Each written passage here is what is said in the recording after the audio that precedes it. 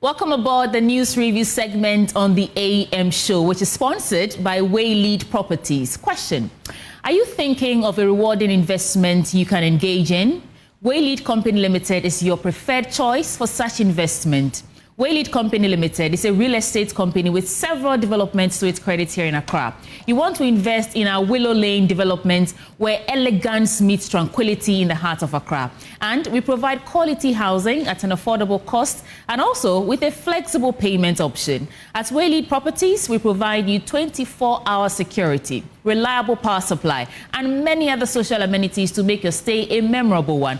Why don't you give us a call now? 0240 111 119 or 0504 499 999. You can also visit our website www.waylead.org for more information. Ben tells you more. Well, we do know that every year thousands of Ghana's brightest minds flock away from our country. They seek better prospects abroad, leaving a gap in our workforce. The question: how can Ghana inspire its talent to stay right here? Well, we invite you to join David Ofosu-Dotty, Professor Mary Setrana, and Her Excellency Dr. Amina Gurib Fakim, former president of Mauritius, at the 12th edition of the Ishmael Yamson and Associates Business Roundtable to discuss managing the talent exodus and leveraging private-public partnerships for growth. The date, the 7th of May 2025 at the Labadi Beach Hotel. The time, 9 a.m. To register, just text your name and organization to 0530 117 202 or shoot a message to info@ieyamson.com. Joining us for a conversation this morning, we have Clement Abedu, Executive Director, Africa Center for Environment and Sustainability, and of course, Nana Yaw Sarpong. He's with the Movement for Change. Gentlemen, good morning. Good morning. All right, so we have a bit of a ritual here. When you come on board, we allow you about a minute and a half to talk about something that is very close to you, something that you'd like to delve into. But to set the pace, I would like Nana Yaw, since he's been coming here, to set an example. Nana Yaw. Take the lead and let's go. I like the jacket. Yeah, thank you. This is the second time. We'll talk about You remind me of an incident way back. You remember when there was that street carnival? Yeah. Oxford Street. Way back when. And someone saw this person's outfit. It was like, oh, I like it. And the guy was like, the guy actually started taking it off. You've just reminded me of that. Anyway, yes. Quick. Good morning to our viewers. Now I'm part of the team. Anna, you're welcome. Yes. A sad incident that happened during, I think, 2 days ago when there was a little storm at the ANC Mall and other places. And off my office stretch around the Nyaho, there was also another incident of a very huge... In the Nyaho Hospital area. Of that stretch. And so I would want to encourage our NADMO and fire service agency to be on the look when the storms and the rains are coming. And also, as citizens or individuals, we need to also take some precautions. At this time, you do not have to park your cars under trees and under certain shades that you are not so much sure of how safe they are. And if your insurance is also gone, please go and renew it, because these unforeseen circumstances and that are not, you cannot predetermine when they occur. It brings a lot of hardship. Okay, and so we should take those precautions and ensure that our environments and drains are very much clear and kind of accommodate the little rains that would come. That's just what I have in mind. And just to add to that, you remind me of once as well, sometime last year. You remember when the airport... yes. The what do they call that place? I think St. Michael. Yes. I think it's a rental service. And a lot of these vehicles have been impacted. I was there personally. On that day, the cantonments stretch where you have parks and gardens, DVLA, a tree had fallen, injured a bike rider. It had fallen on a 4x4 Land Cruiser and others. And they had, these things are... Take precautions because the winds are going to be strong. I think somewhere at the beginning of the year, the Meteorological Service predicted that the winds will be stronger. So we just have to take... I think even yesterday they mentioned there would be some more rain. So we all have to be on the lookout. Okay, for you. Yes, very good morning to your cherished viewers. I think that I will start from where Nana ended because, of course, coming from an environmental background, issues of environmental risk is something that is very dear to my heart. And yes, talking about the Meteorological Agency, talking about the wind and all the expectations that we should look forward to as far as the natural resource risk are concerned. I think that I want to admonish all of us as Ghanaians to be very mindful of the kind of environments that we live in now. Our attitude is very important. We are talking about drainage. What are we doing as a people in terms of waste disposal? What are we doing in terms of ensuring that our communities are resilient when it comes to these environmental impacts that we face? So it's something that, for me, everybody must be very conscious about and do the needful to ensure that we ourselves as people, we are safe, our environment is safe, and of course, our communities are very safe. Climate change is something that we talk about every day, and these are real issues.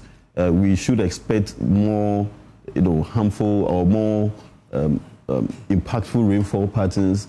We should expect more, a lot of changes in terms of our weather conditions. And so if we consider these predictions or these issues into our daily lives, our daily planning, our daily activities, I believe strongly that we'll be able to mitigate, or if not manage, adapt to some of these issues that we have. But I think the second thing I want to add briefly is yesterday in the night, I was driving around La to Teshi. Now, that stretch. And at that time, at around 11 p.m., I realized that there was no street light. There was not, the street was very dark. Okay, and I was very saddened. We have a military base here and all sort of activities going on around, the Laboma Beach and all the entertainment centers that we have. And you find such a long stretch, so dark. What are the security implications? And for me, it was something that I feel we need to really do something about it as a people. That stretch for a long time, and even traffic lights. Then that is traffic lights on that stretch. That's actually my favorite stretch to the house. Okay. But you see, my problem is we do not have to rely on government for almost all of these things. Yeah. Now, there are a lot of businesses on that stretch that are making a lot of money. Yeah. True. What is the assembly doing about it? Are you not able to approach these businesses and then at least make them themselves, all right, procure these street lights, even if it is 2 each of these businesses? Let them procure and maintain it by themselves. Because aside we those who are using the stretch, it is also going to give them good attention. It's going to brighten the area. The security is there. The security is, they have an engineering section. Exactly. And I do not think their engineering section has not got those in charge of electricals. All right. Are they not able to be innovative?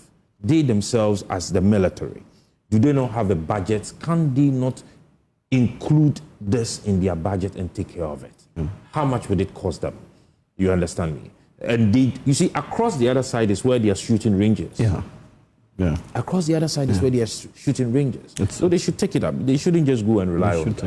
The assembly and the security agencies on that stretch should be able to come together to sort the street light. You bring something to mind right before we get into the papers. And I don't have a paper this morning, so I'll do some online portals. But you see how in churches sometimes there are renovation works or this and that. And I know one other mother of mine, one of my former parishes, the gate, the main entry to the church, right? Not outside, inside, wood, solid wood and all of that. She donated.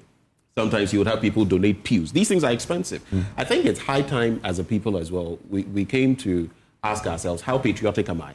Am I going to wait for a buying for everything? Indeed, the state must do some of these things. The state must. But in the end, if it's not coming, will I also say, because it's not coming in 2 years, 3 years, there are accidents on the stretch and all of that. So like you said, a big business. Yes, it brings big. Because from Sandbox to, and there I went, to all of these ones on this stretch. Kofi Annan, traffic light there, down. There are a lot of businesses, and they do so well. So if there's some consensus and you decide, and I agree, the district assemblies could lead, and we decide, okay, you this business, can we have a situation where you are contributing 3 street lights? Realistic prices. Realistic prices. Nothing exorbitant. Realistic prices. Obia, you on the stretch. Let's do 2 here, 3 there. I'm sure by... Oh, really? And just a quick follow-up on the situation with the DCs and all of that. Now, we know DCs have been appointed. At least it's good that... Been nominated. Nominated. Yes. I think for 8 regions. Yes. Yeah, for 8 regions, yeah. And hopefully they get cleared. I don't know whether the ones, some of those for these areas you mentioned will be in the picture as well. I've not taken a full look at them. But the district assembly's common fund is another thing we ought to look at, how quickly it gets to them. And maybe it can help in some of these activities as You see, well. the common fund, they come in trenches, and they come for specific purposes. Indeed. You understand? Indeed. And what I'm suggesting is us going beyond the means and beyond the normal scope, the normal way of doing business. You understand? Even the link routes in some of the areas, it is the approach. It is the approach. If you approach my business and my entity and you tell me that, you know what, from this point to that point, we need 3 street light poles. It is going to cost us 50,000 cedis. You understand? Now, this is where you can procure it. These are our engineers who are ready to fix it from the VRA or from wherever that they are doing it. Once it is ready, let us know. Get us the poles. This is what we are also going to contribute. Let us fix it. People are willing to do it. If you drive on the Spintex road, there are a lot of businesses, all right, that once it is in front of their business and they are going to benefit directly as human beings as we are, we would want to do it. But the problem would be when you want me to give you the money as the assembly to go and procure. I won't do that. Sweetie, I think one interesting thing as you get into the Ghanaian Times would be that, like he's saying, you want to see the thing in action. Like we've been saying about taxes. We want to see our taxes if we see them working. But the other bit too would be responsibility. If you put it there, trust me, the person who invested those 50,000 or whatever to put those 3 there will be monitoring to ensure that the thing is working. So it would create a more responsible society. Let me just come in with some. Yesterday, I was reviewing a document talking about the need for us to legislate corporate social responsibilities of companies. And I'm happy. Regulate? Yes, regulate.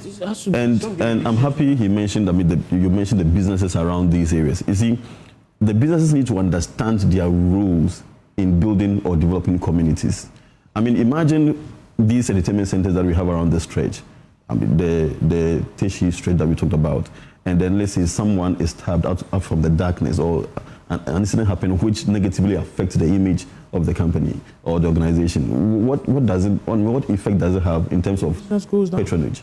Okay, so businesses must understand their responsibility in ensuring that some of these problems are solved. If there's a need, if we have trust issues and the need for us to have a more comprehensive collaboration or a strategy to ensure that, okay, money comes in, or we can do it ourselves, but in collaboration with, for example, the assembly engineers or those who matter. I mean, there should be some kind of a system, a framework where these problems can be addressed with these partners or stakeholders fully involved, getting involved. Well, thank you, gentlemen. That leaves us just about 20 minutes or less for the newspapers. It's interesting how time flies when we sit here for the news review. But let me start. I'll blaze through the Ghanaian Times newspaper, and then I'll come to you the stories that pique your interest. We can reflect on that.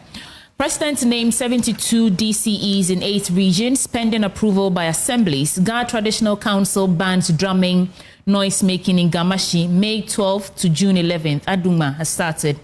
Or will start in May. Parliament approves abolition of e-levy. That's not the only one. When we get into the paper, we'll read a bit of details there for you.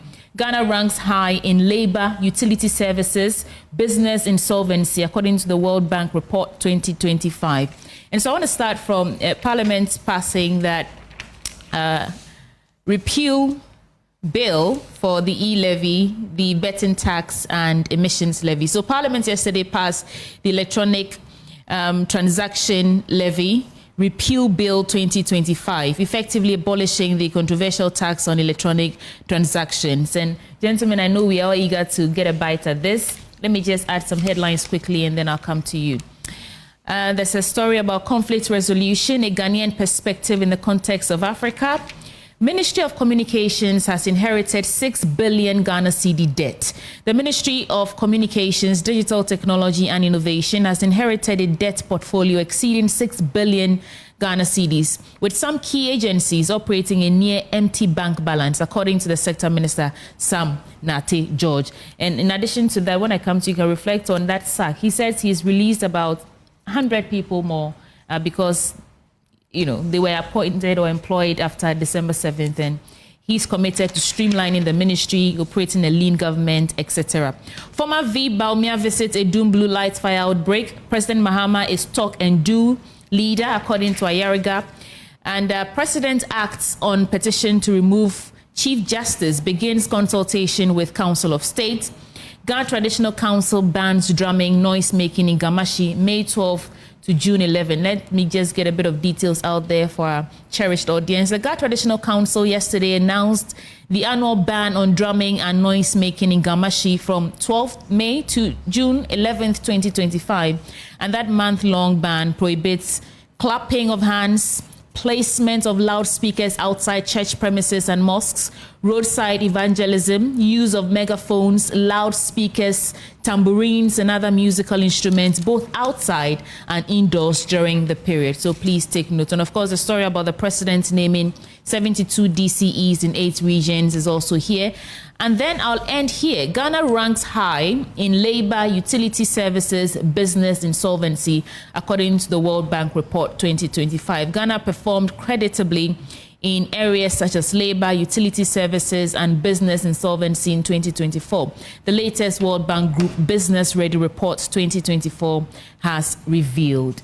Gentlemen, I want to start with you, Yaw Sarpong. Which of these stories first speaks to your interest? And of course, there's a story here. I heard it in the newsroom yesterday. Yes, about helping or now our efforts to curb drug abuse, focusing on opioids. Red, the ministry.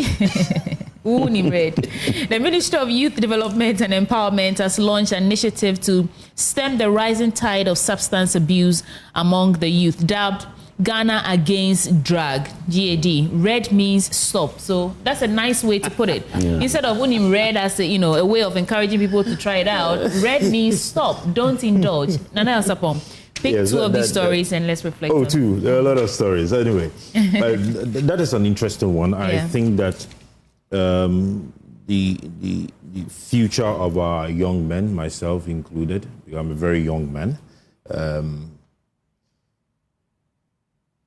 drugs has become something else. And because of the amount of revenue that people get out of it, the amount of money that these individuals who sell them get out of it, it's difficult to fight it. It's more like a syndicate. It's an organized thing. And if you would want to fight it, what you need to do is a step that the Minister for Youth is taking, is to actually have a way to educate the end user, is to educate the person who is patronizing it, and to make the person understand the effect, both short and long term, that it has on the person. And so when people have stopped patronizing it, that is where the importers and the sellers and that organized group would also stop selling them. But once they get to know that the tablet, or whichever form it comes, is now identified and people are pushing to stop the use of it, then they find another beautiful, innovative way repackage it and to present it back to society. Yeah. It started from tramadol. Right. And they found a way. We were able to fight tramadol, banning it from over-the-counter sales and all of it. And then it came to this red thing. And what I am anticipating is this. You know, this one, they put it in energy drinks and other drinkables, consumables. So what I'm thinking is that the next form that it would come more in a liquid form, in a more attractive alcoholic or energy drink. We beverage. do have those. I don't want to mention the name, but the one particular drink I hear is it can't be just alcohol. So I am just trying to draw the attention of the authorities that some of these beverages and alcoholic substances on our shelves should be taken a look at, and so that they do not repackage this red thing into those. The other issue I would want to take a look at is the announcement of the MMDCs that have been nominated by the look. I think that is the local government minister that submitted the letter. I don't know what went into the vetting processes, but sweetie, it is time that the MMDCs that we nominate, we look beyond the political colors into actually bringing people who understand the proper system of governance and leadership at the local government level. They should not just be seen as people who see themselves as president's representative and going there to do just politics.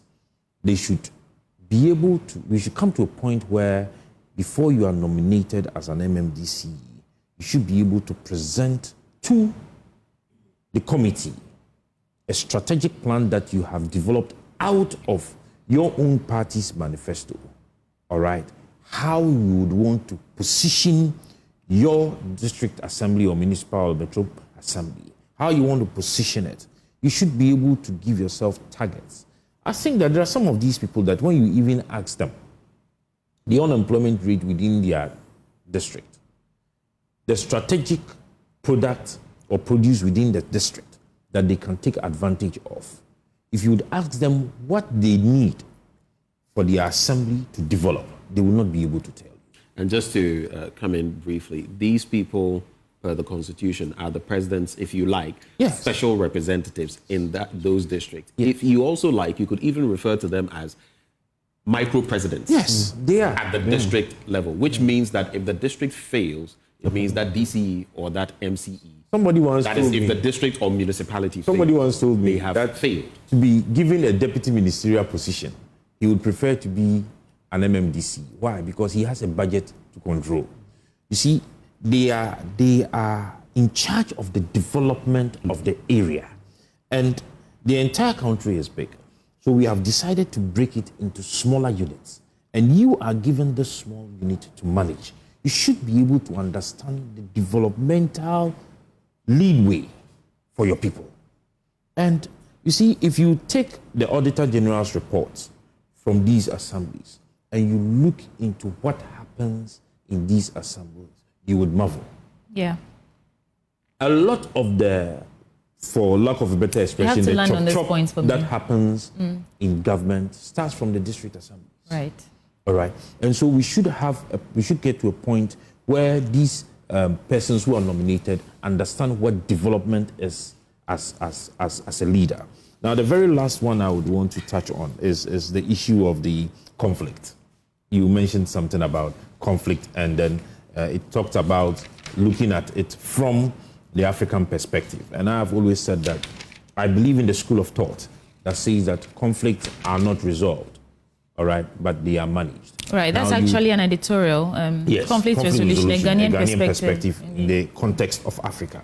So we need to be able to understand the people, understand the source and the cause of the conflict. Most of the times when conflict happens, people just zoom in and begin to write stories and begin to lay allegations, and we want to solve it from the top. We need to dig deep into the issues and understand it from the people's perspective. Okay. Mr. Baidu, your take now. Which of these stories are you reflecting on? Yes, I think I would touch briefly on the district assembly. I mean, the MMDCs who have been nominated. Gentlemen, so in about 6-7 minutes we have to go. So I'm sorry, but we have to. That's okay. Go straight for that's okay. I think the one key thing that I want to mention here is yesterday I tried to, look at the distribution of the sex. We will call it gender. So yes, and interestingly. Yes, I think 5. It's not even up to 5%, if I should say, very minimal, and it was quite worrying for me. Look, development at this stage of our lives in this country, women play very key roles, and especially at the local level. You see, when you talk of poverty at the local community level, women are more vulnerable. When you talk of economic opportunities, women have critical issues.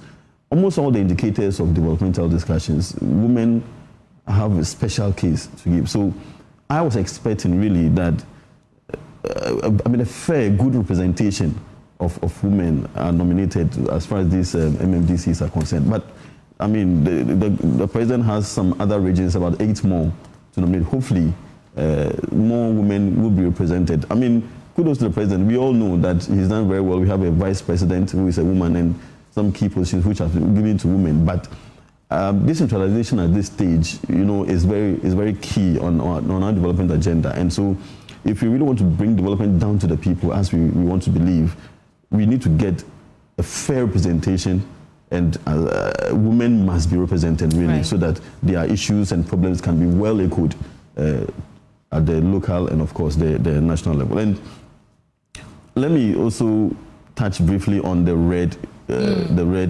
issue. I'm happy the ministry is looking at a broader sensitization program.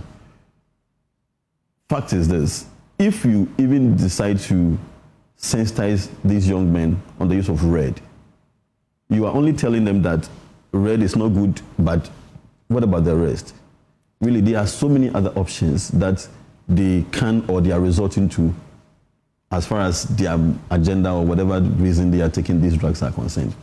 So for me, there's really the need for us to have a well-planned approach in terms of how we can educate our the young men and women, for them to understand really the drug abuse that we learned in GHS and SHS, the causes and effects.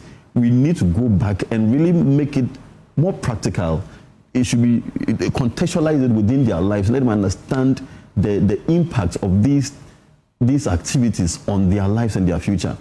If you focus so much on red because now it is the thing of the day, by the time you realize they have shifted their focus on something else, and then it has to be. So we need a very comprehensive approach here, so that we don't lose our human resources in the future. I mean, our human resource base in this country, the youth are dominant, and so if we are losing them, then what happens in the next generation? So it's something that I think the ministry should have a real look at it and develop a good plan, well thought of plan, and then see how we can change the situation. Okay, so let's do the headlines of your papers, and then Ben will go to the online portal, I think. And this is the Daily Democrat. Yes, Daily Democrat. NACOC naps British citizen with cannabis, and Boahene 7 million scandal. AG on the move. Fuel stations operate 24 hours. EDUG calls for security agencies support. I would want to touch on 2 of them because we've done with the cannabis as part of the red we just discussed. Boahene 7 million scandal. This is an organized crime, in my view. All right, this is an organized crime, and where it interests me is an individual's ability to, on daily basis, make withdrawals as much as 7 million Ghana cedis. And so whichever banks those transactions took place, those banks should be interrogated. I know, but for a fact, that when you are making withdrawals beyond a certain amount on daily basis, at least you would be questioned. Yesterday, Professor Ayamga was saying that the lack of sophistication is what he was peeved about, that he was expecting that there will be some serious level of sophistication to commit a crime like this, but it looks like no, because, it was so easy. Yes, it would be easy. We don't, our compliance policies are so empty. All right, so I think the banks should also be interrogated. It cannot be just him that went to the bank to make those withdrawals, those managers, those operational managers, and clients, whatever. They should all be interrogated. In fact, there should be reasons. Dr. Ayeni was saying that they have the contact or the bank details of everyone who money was sent to from that particular account, and so they are tracking them. Well, they can track, but if it was a donation, but they're very. Mr. Bedu, let's get into your paper then. Yes, my front page, the New Republic. It talks about same issue, right? The Signal Gate scandal. It says James Bond's lawyer coup foiled, attaches Fury as 32 more scramble for booty. James Bond. Yes. So who's James Bond? Attachment is James Bond here. Or is a Boahene that is referred to as James Bond? No, James Bond lawyer. So yes, Boahene is James Bond. Yes. Ah, well. and the New Republic have interesting ways of putting their headlines. Yeah. But reading the details, really, basically, it's looking at the fact that some lawyers are availing themselves to support James Bond, as the New Republic caption said. Yeah. And for me, reading through, it clearly tells you also that most of the lawyers are NPP affiliated. And that is where I have a problem, really. You see, in this country, we are politicizing everything. When there's a crime, there's a crime. The law... At this point, alleged crime. Alleged crime. Yeah. The law must be allowed to follow its course, due course. When we begin to politicize these issues, now it becomes a fight, NPP as against NDC. And you know what that means?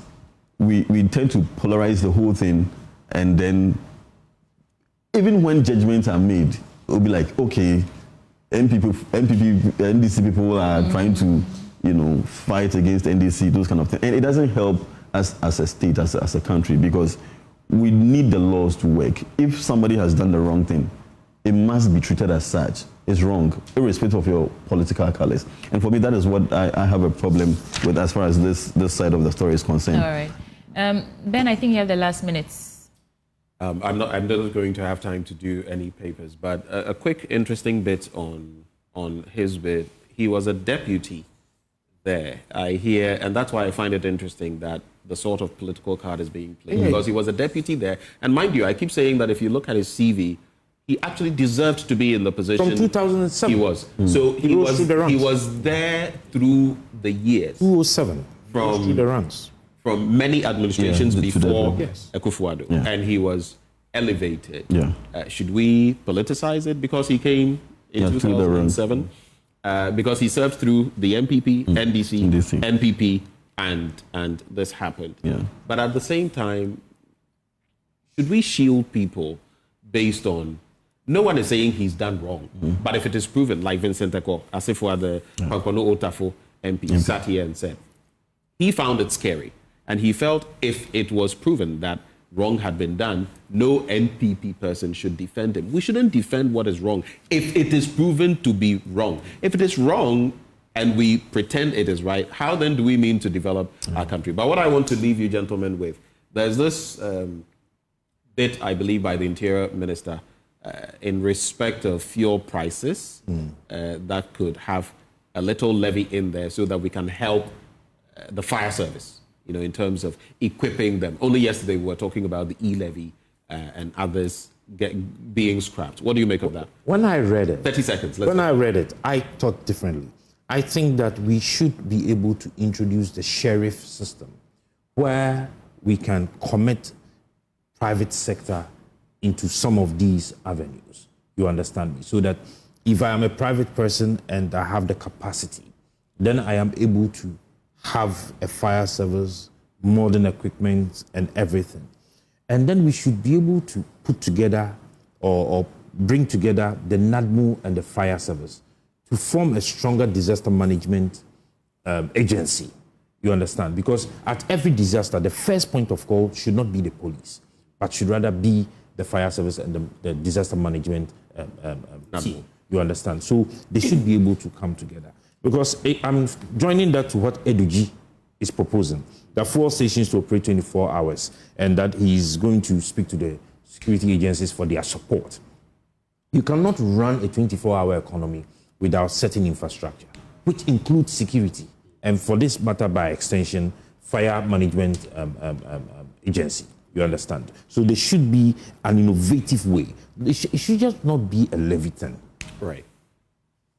Yes, I will start from where you ended. It should not be a Leviathan, but really, the point is, our states, we are pampering our state institutions well so much. I think that they are sleeping. They are not being innovative enough. Look, fire service, there are so many businesses that they can do to generate money for themselves and fund their activities, and not necessarily having to fall on the taxpayer all the time. There are lots of organizations who need health and safety training or emergency training and those kind of things. The fire service, for example, can make a lot of business out of this area, for example, and generate a lot of revenue for themselves. So, IGFs. Yes, IGF. So I think that enough of these approaches. It's more of a lazy man's approach. The institutions should start thinking. The institutions should start being more innovative to see how they can, out of their services. These are very exceptional area. They are unique services. Okay. If you go to the mines, for example, they need a lot of this training. They need a lot of safety staff, and they are ready to pay. So if that's actually a very good point. Yes, if private businesses are doing this and getting money, why can't the fire service? So we have to go, but the counter likely would be how many such institutions are even willing. Actually, if you look at the spate of fires in Ghana, you would realize that many companies, many institutions don't care until there's a disaster. How many would actually want to procure the services of the fire service? How much would they raise from? So they should make it, you get it. Compulsory.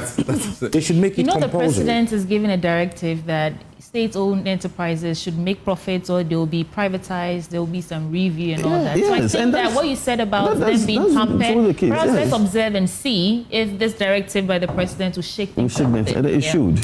But that's our time for the news review segment. But before we go, Ghana, let's talk about water tanks. Do you know the secret to real water storage? It's simple. If your tank doesn't have the tortoise on it, then it's not the correct tank. That's right.